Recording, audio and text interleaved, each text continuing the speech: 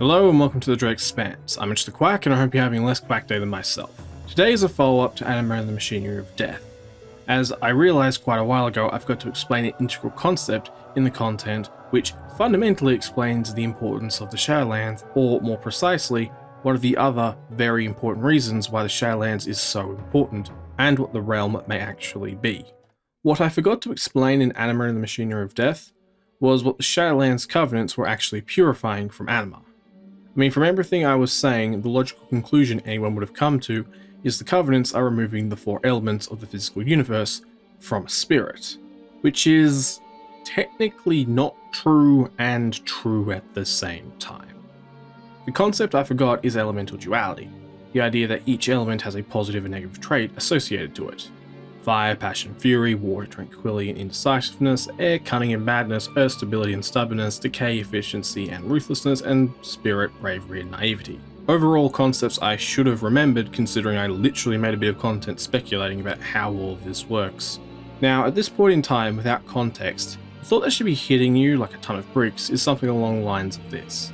If the elements have their own emotional traits, similar to how the magics have their own emotional traits, like hope, fear, despair, etc., and the covenants of the Shadowlands are basically purifying spirits of emotional traits to alter who they are, then doesn't that mean the magics and the elements are a lot more similar than they should be? And if they are that similar, or at least are that similar in the Shadowlands, A, what the hell is the Shadowlands, and B, what is the actual difference between the magics and the elements? Now, if you've followed this channel for a while, you might remember the term RMIs, Rings of Magical Influence. For those who haven't, don't worry. It's a concept from an old theory where I go out of my way to attempt to explain how the World of Warcraft cosmology works. I use the term to describe the rings of the cosmology map, and basically how there is a near infinite number of magics possible in the first and second rings because of the possible interactions between the third and fourth rings. The idea being that the realms closer to the center have more possibilities for magical interaction and coexistence. I bring this concept up because something I made clear in this content was that the Shadowlands is on the second ring. The reason this is important is because it explains the seemingly odd connections between the elements and the magics in the Shadowlands. How so? Well, as Steve Nooser went out of his way to explain during his T&E interview, the Shadowlands is a place for mortal souls, not souls that are related to the magics. This includes death. Meaning, yes, the jailer may have actually been a jailer of something, but no, it doesn't explain why mortal souls are drawn to the maw. But I'll explain that when I eventually finish the Shadowlands timeline theory. The main point here is this. Because the Shadowlands is on the second RMI, similar to the physical universe, almost any interaction can occur within the realm.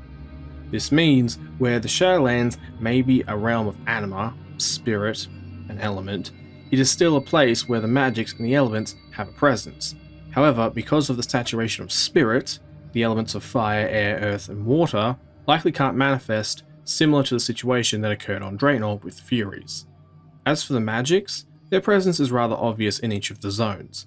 However, it's likely if any of the 6 magics stepped into the Shadowlands, their presence would be highly corruptive because the realm is so heavily saturated in spirit, arguably the most malleable element. I will add, it is possible the Shadowlands is a realm where the 4 elements don't have any influence, however it is highly unlikely because of elemental duality, and the elements' intrinsic ties to emotions, which the Covenants are technically cleansing who are rivals of. Okay, so where I've hopefully explained why the Shadowlands is the way it is, I now need to explain what I said at the start. What is this reason that makes the Shadowlands so important? The answer is surprisingly simple, especially considering my content. Remember the prismatic sea of creation mentioned in Chronicle Volume 1? The one that likely had the entire cosmology map present within it? Or at least by my assumptions, everything but death and possibly decay? Well, either way, this prismatic sea eventually culminated in the 6 elements and the 6 magics, and everything in between. The only catch was, instead of being one prismatic sea, everything was separated into its own elements or magics. We have now been introduced to the Shadowlands, a place where the elements are likely docile and fused to the point where they can't manifest, a place where all magics can exist, quite obviously can fuse together, and likely have the ability to corrupt the elements present within with ease. Pretty much all of the base ingredients for the universe are in the Shadowlands. The only thing that seems to be missing is decay. So if anything, the Shadowlands seems to be in the process of becoming a better, eternal version of the Sea of Creation. Now, the obvious implication surrounding this theory is, oh, that's why the Shadowlands are so important. I mean, if any one force controlled the Shadowlands, they would basically have the freedom to literally play God and create whatever the hell they want. This likely explains the implied light and shadow invasions of the Shadowlands. The reason being they wanted the power, and explained the need for a place like Maldraxxus and a defense system like the Veil. If you're literally sitting on the substance that was used for creation, you're obviously going to need an army, magics, and weapons to defend yourself. Big and excessively powerful ones. Now, the other obvious follow-up to this is, who created such a realm? And to be frank, I don't know. As in, I have a few speculations on who, but I still need to work a few things out. Overall, the shortlist is, it's a remnant of the Prismatic Sea that was taken over and altered at some point by something. It was made to mimic the Prismatic Sea to assumably act as a haven / possible power source by something. Whether the first two possibilities are true, Azeroth's dreams and possibly the dreams of other Titans are connected to the Shadowlands, and it may also explain the Titans' immense power, or the Shadowlands is Azeroth's dream, the greater dream, and was probably altered at some point in time before the Titans arrived. Whoever did so, however, is still a complete mystery to me, though it does add credence to those who think Azeroth is the center of the universe. Also, if you've watched my Curse of the Worgen content, to be clear, I still think the Emerald Dream was at one point openly connected to the Shadowlands, but was isolated later. This specific part of the speculation should clarify the ambiguity and possible confusion caused by that statement. Lastly, if you've played Dragon Age Inquisition and finished the Trespasser DLC, there is also a possibility the lore reveal in Trespasser may have also happened to Azeroth. And before you ask, no, I'm not going to explain that reference, because if you've played through all 3 Dragon Ages, DLC and all, without spoilers, the lore reveals at the end of Descent and Trespasser will be one of the best lore drops you will ever experience. I know I sound like I'm overreacting, but I seriously can't put into words how good those reveals were. All in all, if we screw up the Shadowlands, even a little, a whole lot of very, very bad things are going to happen across the entire World of Warcraft cosmology.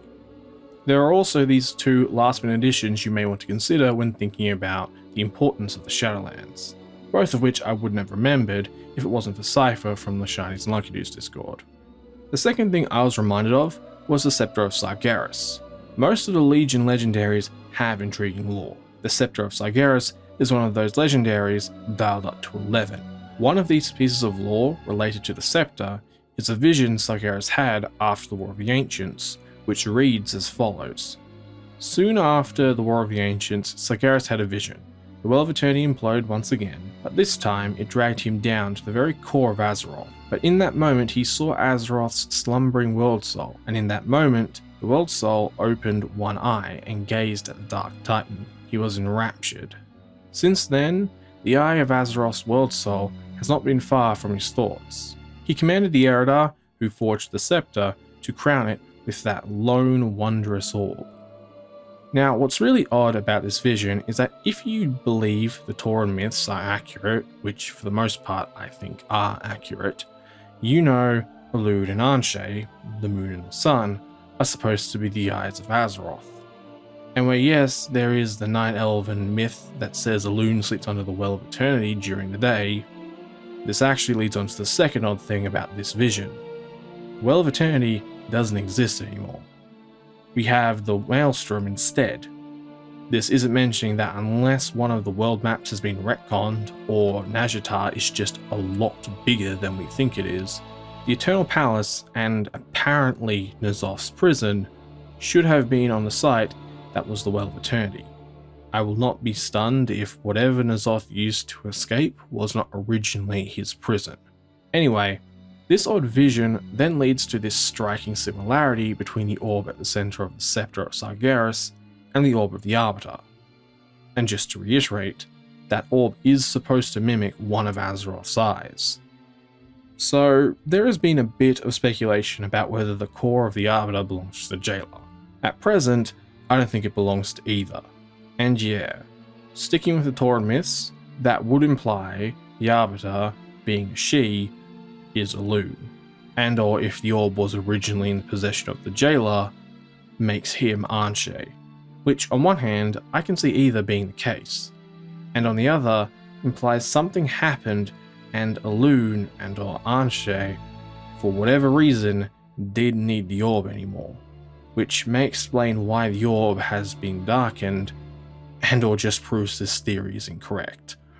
Assuming there is something here though, this is where stuff gets interesting, because according to this vision, Sargeras will see Azeroth open its eye when the well implodes, implying that the eye at some point is going to be given back to Azeroth and assumedly taken out of the Shadowlands. This is big in of itself, as it may give away one of the major plot points to happen in Shadowlands. However, here's the real question. What place on Azeroth currently has the potential to implode with such force? I know the first answer is Silthus, the second answer is ICC, and if you've watched my recent content you probably have an idea as well, but here's the joke. At present there is only one place on Azeroth that gets even close to mimicking the Well of Eternity. That place is the Sunwell. A place that when you start to think about, especially in relation to current lore, is an extremely vulnerable target at the moment, that just happens to have way too many connections to the current characters and overall concepts at the forefront of World of Warcraft's story. But these two ideas are just something to think about. Thank you for watching.